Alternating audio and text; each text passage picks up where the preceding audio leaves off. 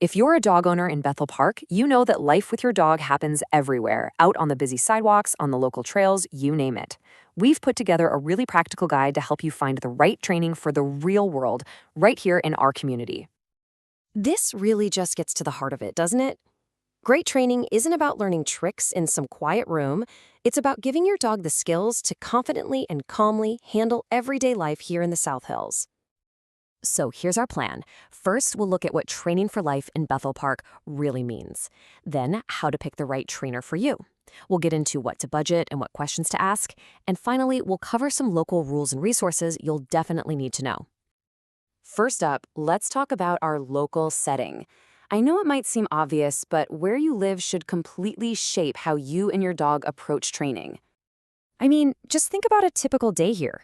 You could be walking near the traffic on Library Road, heading towards a tea station with people rushing past, or maybe you're planning a weekend hike in South Park or on the Montour Trail. These are the situations your dog faces every single day. So the goal is simple, really. It's having a dog who doesn't lunge at joggers on the trail, who can settle down nicely at an outdoor cafe, and who walks politely on a leash through our busy neighborhoods. It's all about having a calm, confident companion you can actually take anywhere with you. Okay, so how do you get those real-world results? Well, a huge part of it comes down to choosing the right trainer. Let's look at the methods and the qualifications that make a real difference. You know, the most important idea you'll probably hear about is positive reinforcement. It's the modern, science-backed standard for a reason. Instead of just correcting bad behavior, you're actively rewarding the good choices your dog makes. This builds so much trust, and honestly, it makes learning fun for them. Now, here's something that surprises a lot of dog owners. The training industry isn't regulated. Literally anyone can call themselves a dog trainer. That's why looking for a certification is so important. It tells you that this person has actually invested in their education and is committed to professional, humane standards. Here are some of the top credentials you might see out there. The CPDTK. That's a really well-respected general certification. KPA is famous for its focus on positive reinforcement.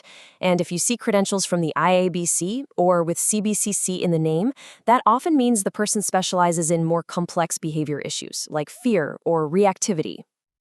Next up, you'll need to decide on the format that works for you. In-home training is fantastic because it's completely tailored to your life, addressing things like barking at the front window or getting potty training down.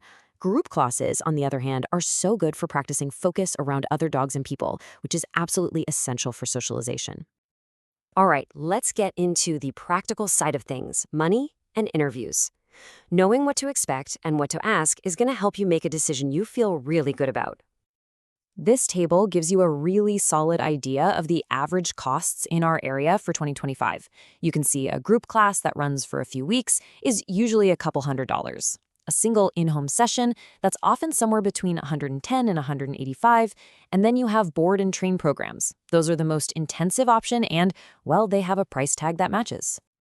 So once you have a budget in mind and you start reaching out to trainers, what are the most important things you need to find out? Here are 5 questions you have to ask. First, always ask about their methods. You're listening for that positive reinforcement approach. Ask about their certifications. Ask how they'll tailor a plan specifically for your dog and your goals. And this is a big one. Ask how they plan to move the skills you're learning into real-life places and, of course, what the final all-in cost is going to be. And finally, let's cover some important local rules and resources. Being a responsible dog owner here in Bethel Park means knowing the laws that apply to you. Okay, the most important rule to know comes from Pennsylvania's statewide dog law. Basically, it requires your dog to be under your control anytime you're off your property. For us here in Bethel Park, that almost always means your dog must be on a leash when you're in public. Also, just a reminder that if your dog is 3 months or older, they are required by state law to have a current dog license. The good news is it's pretty easy to get that taken care of online. And on the health side of things, a current rabies vaccination is also required. This is mandatory across Pennsylvania, and it's for the safety of both pets and people in our community. Now for the fun part.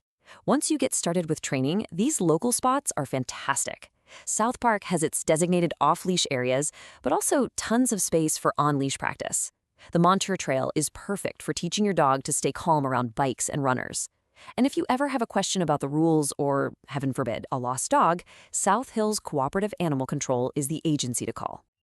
We just want to wish you the best of luck on your training journey. Investing this time now is going to pay off in so many ways. A well-behaved dog just makes everything from a simple walk down the street to having friends over that much more relaxed and enjoyable for you and for everyone else in our community.